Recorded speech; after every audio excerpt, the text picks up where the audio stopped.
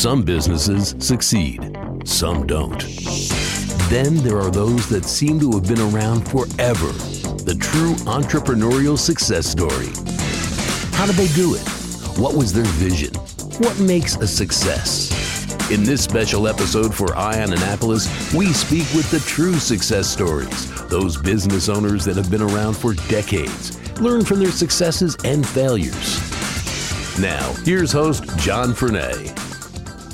One of the most famous names, I guess, or the most, I don't know about the notorious names in Annapolis is Hardesty. And we're here today with Jim Govoni, who is one of the owners of Hardesty Funeral Home in Annapolis. You also guys have places in Gambrills and Galesville as well, right? That's correct, since 1911. And I will say, just sort of to preface this, that Govoni and Hardesty, I can see where you might get the names confused because they're just so similar. But Jim has been with Hardesty Funeral Homes for 19 years? 19. Mr. Hardesty, who is the second or third generation of the funeral home, recently passed away. And Jim has, I wouldn't say taken over the reins because he's had his hands on the reins for many years anyhow. We just wanted to come and learn about this sort of a stalwart business that's been in the area forever. And that's kind of you.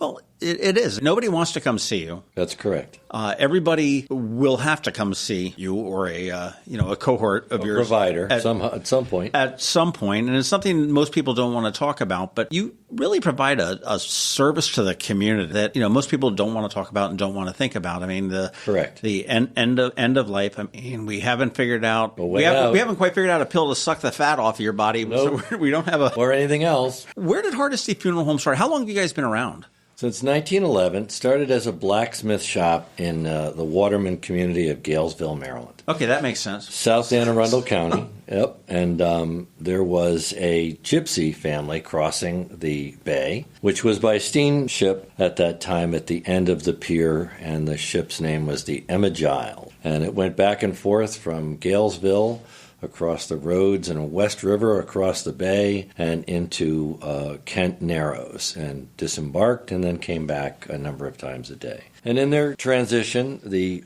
child died, and they came to the blacksmith shop, which was open on Galesville Road, which was called Main Street at that time. And Mr. Hardesty's grandfather asked them to measure the child with a string, and they did, and he created a small, then coffin for this child, and was buried locally. And the family moved on. And that started to build. There were no funeral homes in that era, so everything was done either in people's homes. With the advent of embalming, which was a city practice, it got more and more popular, and the blacksmith shop migrated into the family home on Main Street as the funeral parlor. And then in 1951, Mr. Hardesty's grandfather and father built the existing building that we have at 905 Galesville Road. And that's really kind of, as you go down to Galesville, which is a wonderful community to visit for anybody that hasn't been down there. They've got some great restaurants down at the end and just a beautiful scenery and perhaps the most kick-ass 4th of July parade anywhere. Yes, there is. Yep. But you guys are pretty much on the right side going down Galesville Road. Pretty much the first real building that you see as you start to get into... Correct. Right after the Anne Arundel County soccer field, and there's a street that divides us and that, Anchor's Way, and then there's our building. Right. Now, an interesting story I had heard, maybe you can confirm or deny this, but that was one of the very first integrated funeral homes. That's correct.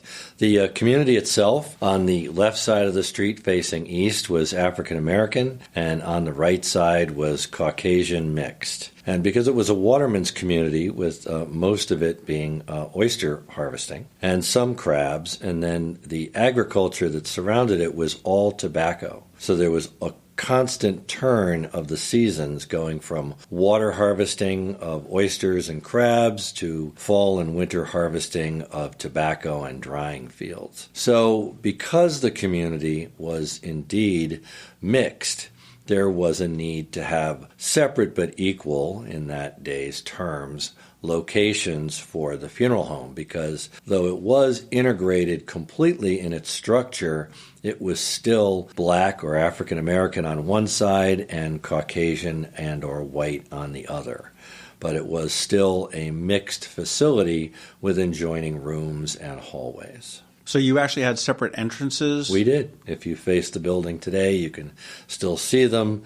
The African-American side was the left front door, and the Caucasian side was the right front door. That's a fantastic piece of history, and one that I'm kind of glad to see has changed, of course, over the years. Me too. But there was a horrible experience that I had when I came here in 2000. A person I had known from Annapolis who had wanted me to come to work for this firm for some time decided to use the N-word when he greeted me at the front door when he rang the bell and said, "You know they bury expletives, right?"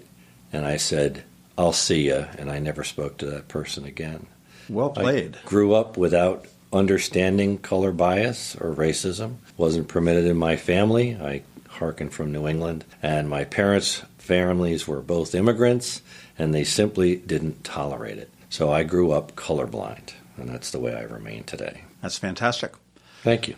How did we get to Annapolis and Gambrills? Well, it's really interesting because there was only one funeral home in Annapolis. And Annapolis, as most people know, dates back almost to the late 1600s.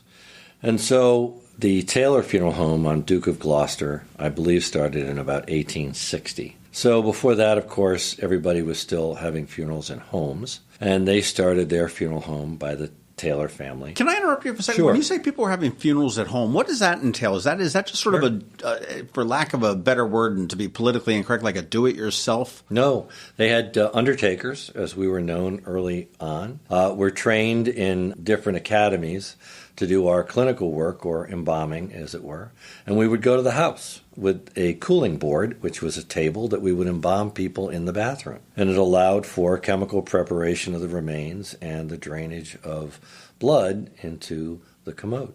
So the person would be embalmed at home, then they would be dressed and laid out in bed and have people come and stand watch or wake over the deceased for 2 to 3 days. Then they would be placed in their coffin, not casket at the time, and taken to church, and then go from church to burial. Wow, okay. And people got really tired of that when families grew large and you had multi-generational family housing.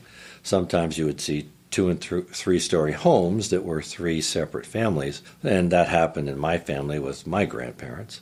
They were waked at home, and it was traumatic for my mother when that happened in the 1930s. So the funeral homes grew in popularity, and as more churches got involved with ethnic densities and Christianity, people started to have church funerals so that they would have the wake or viewing at the funeral home for one day and the church funeral the next.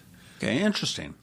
And going back to your question originally about the establishment of 12 Ridgely Avenue, which is our location in Annapolis, Mr. Hardesty's dad, with the help of his father, came to Annapolis in 1963 and built Hardesty Funeral Home in Annapolis and West Annapolis in 1964. Properties were adjoining lots bought by Mr. Hardesty's dad and him and his brother, Bo, which didn't enter funeral service, worked and built 12 Ridgely Avenue.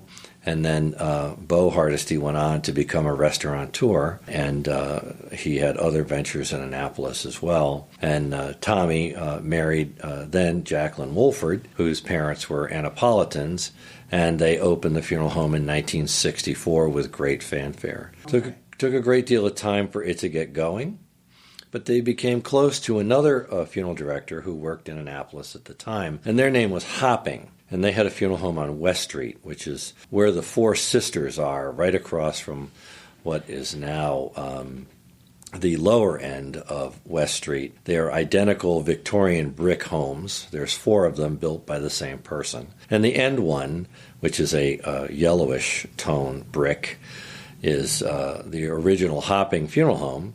Was converted from a mansion, and Mr. Hopping had a summer home in Gambrills, right next to the Naval Academy Dairy Farm. So he then started having wakes in that house, and then that was purchased by Tommy and Jackie in 1977, and it was added on to and converted to the funeral home that it is today on 175 in Gambrills. And that sort of brings us to you. This is one thing that I particularly like about you. They're members of the community. That's correct. What the key word for us is, it's autonomy, because we turn no one away. So we will work with any family of any means, of any race, of any creed, of any kind. We simply are people helping people, and it doesn't matter to us. I am the final yes or no in everything, and everybody gets served here. Some people choose not to, but that's by their own decision, not ours. There are certain things that dynamics have changed a great deal in the last 10 years. People's expectations are changing all the time. We're seeing many, many more celebrations of life, and sometimes people are only interested in finding a firm that is willing to act as a disposer for their loved ones. That's not who we are. We are a face of the community, we're independent, and we live and breathe this stuff in our communities. It's very important to us.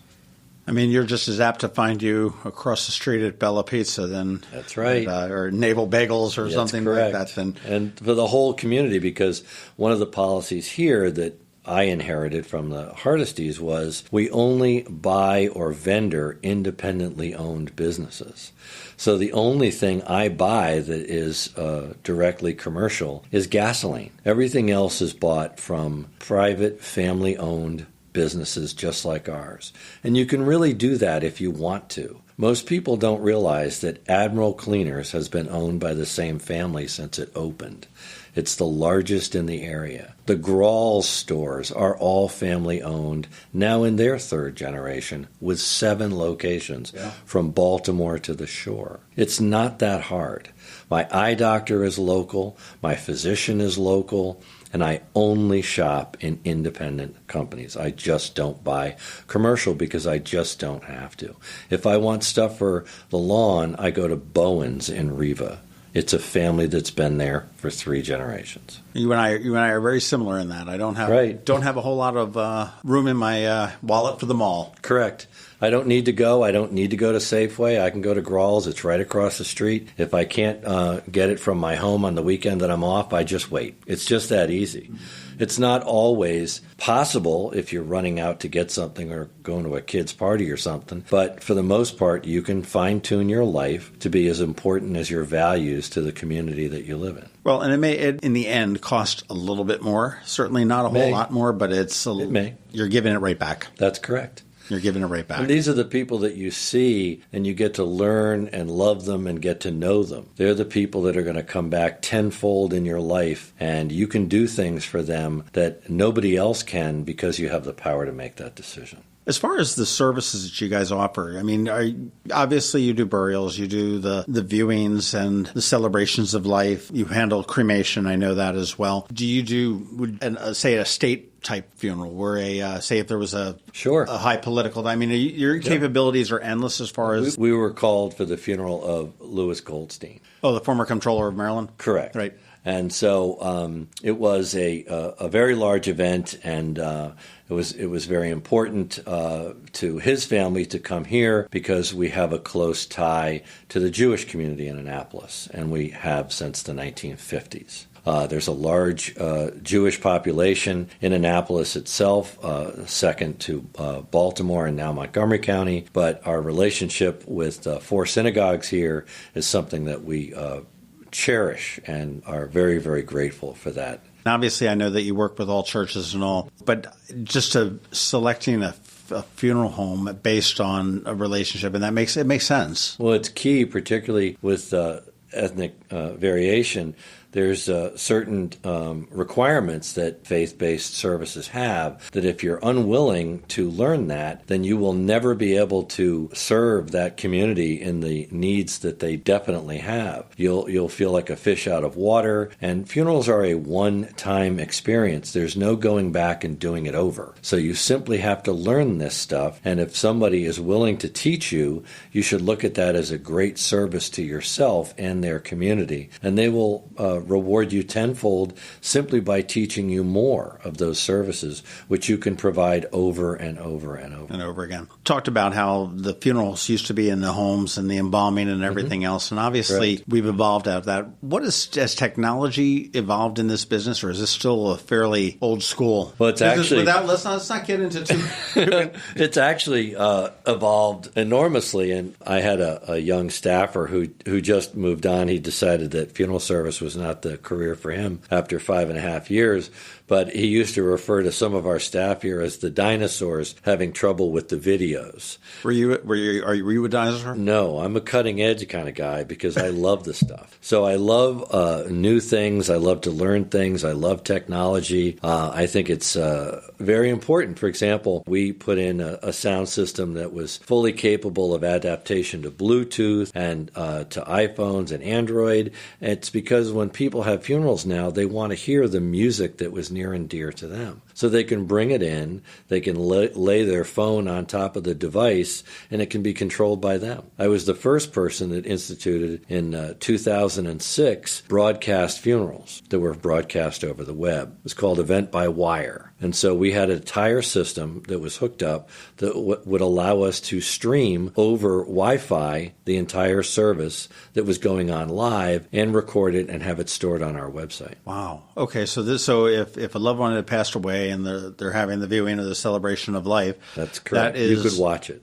from California. Yep. Is that available in all your locations, or is that just? It's now because people have adapted to the use of their own personal equipment that we simply now just have to supply the high-speed Wi-Fi, and they stream it themselves because it's a lot easier for them to control who sees it and to log on. It's much simpler when they're using a Skype-type device to watch the whole process. So you're having families come in that will maybe have a tripod and an iPhone that they set up. Correct. Yep. My system was eclipsed by technology as it grew. They can fit in the palm of your hands. Correct. So as far as technology goes, I mean, in other aspects, okay, obviously that's got an audio visual. I mean, has technology helped without getting too detailed as far as the next biggest thing, which is enormously popular, is video of the person's life, which we can create with over 145 themes.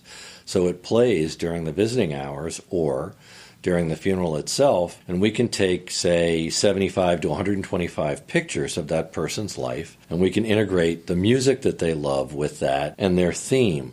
One of the ones that I just had that was successful, because I do them now, was the family had mentioned that their mother was a quilter, but in noticing that she had a number of pictures of her standing with prize-winning quilts, I was able to put two and two together, and I called one of the daughters, and I said, I have a theme for this, which is quilting. Is it all right if I use that? And she said, oh, that would be great. And then it has drop-ins that you put in between the series of pictures of the quilting process, the displays, and patches of fabric that make what a person's life is all about, which is what quilting is. So that was so profoundly important to them. And our system where this uploads onto our website tells me how many people have watched it. And within 2 weeks, that lady had 167 views of that video. And then you provide that to the family in a file, or I guess if they wanted a DVD burnt, they could. They get the DVD, and they can purchase as many as they want. And if it's after the fact, people in any part of the world can buy it off the web through the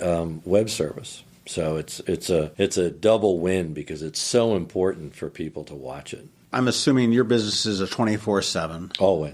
You're not. I would say your business hours are probably more 9 to 5, but that does not dictate the hours that you work. We're here 7 days a week and 365 days a year, with about 7 exceptions for scheduling. We're still around, but we don't work the full day. Right. But it's always an on-call status, and one of us, always a licensee, is on call. So we respond to the family's call in right away. Sometimes we take the contacts directly to our cell phone and answer our cell phone, Hardesty Funeral Home.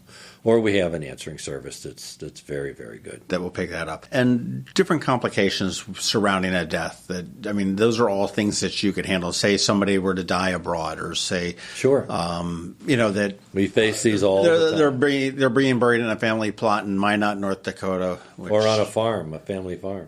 There's all kinds of things now. What we find more today is families utilizing disposition because they can't all get here. So, for example, if somebody's going to need to wait 3 weeks to assemble for the person's funeral services or for the celebration of life, they often opt for cremation instead of having a viewing and a funeral and then. But you can also have a viewing and a funeral and then cremate. And then other times we can wait as long as, 2 to 3 weeks. We also have a difficult offset here with burial because of our proximity to the Arlington National Cemetery, that sometimes it can take up to 10 months to get interred. So we have to hold the person all that time. Okay, and that's you would store the remains until the service can be scheduled at Arlington. Yes. Are there any future plans? I mean, obviously the technology and the business is going to continue to evolve as we move to the forward, but I mean, does Hardesty Funeral Home have any future plans for expansions or anything that's new and exciting that's maybe on the horizon at this point? No, because what is happening with the locales, Annapolis, for example, is no longer a hometown feel. There's a lot of people that still live here, but our primary population that we served has moved away. For example, most of the people that lived in Annapolis worked in one of 3 places: the Naval Academy, St. John's College, or they worked for the state. And that's almost all done by trade services and contractors now. And it changes all the time. So our population base has moved to the Eastern Shore. And most of West Annapolis is no longer homes. It's all independent businesses, professional offices, doctors, lawyers, things like that. Interesting. So, but Annapolis was your main location. It is our main location from an infrastructure process. However, our busiest location is our West County Gambrills location. That somewhat makes sense because it's certainly a growing area there as well. Well, it's also long established and it's old established. The population there is probably 55 and up, and the population in Annapolis is probably 35 to 45. Interesting. That makes a big difference. Have you found that people's desires on, burials or funerals have changed? I mean, has it shifted more toward cremation dramatically?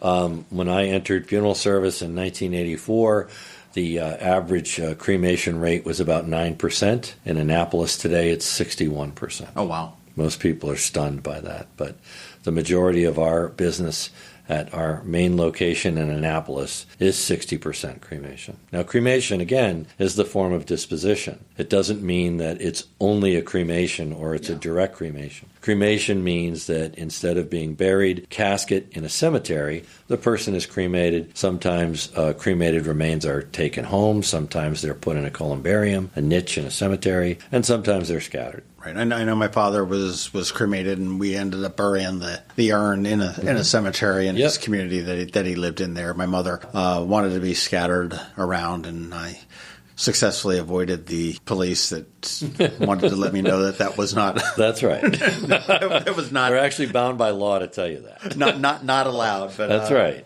But if you don't catch me, I'm okay with it. Yeah, something like that. Well, it's good to talk to some of these older businesses in town, and that's what part of the series is doing. Is when you think of a funeral home in town, and certainly when you think of a name in town that's very well involved, you think Hardesty in any number of things, whether it be the funeral home. I mean, we've got Jerry Hardesty, which owns Middleton Tavern, and Bo Hardesty, which is the restaurateur out west. And every now and then you feel you run across somebody, and there's a Hardesty. Somewhere. And they're all interrelated, I'm sure, at some point. There's a lot of relation. Again, it's a business that's been around in Anne Arundel County, Galesville, from I would say the turn of the century, but I would have to say the turn of the last century. That's right. And subsequently grew to a large family-owned business that, as I said, nobody wants to come here, but everybody needs to. And the experiences that I've had here, I am friends with Tommy and his wife Jackie, and I've been to a couple of funerals here and our services here, and it's the compassion. I can vouch for the compassion from Hardesty Funeral Home. Thank you. And I appreciate your time today, Mr. Jim Govoni, who is the owner of one of the owners or the owner? No. One of the owners of Hardesty Funeral Home, 12 Ridgely Avenue, and that's right across from the Growl Shopping Center on Ridgely Avenue, next to the abandoned bank. Yes, the long abandoned. But thank you very much. Thank you, John. It was great talking with you. Thanks for listening to this special podcast for Ion Annapolis. Please be sure to visit ionannapolis.net for all your local news, events, and opinions. And in case you haven't already, please subscribe to the Ion Annapolis Daily News Brief, where we bring you your local news direct to your phone or tablet every Monday through Friday at 7 a.m. Subscribe on iTunes or Google Play.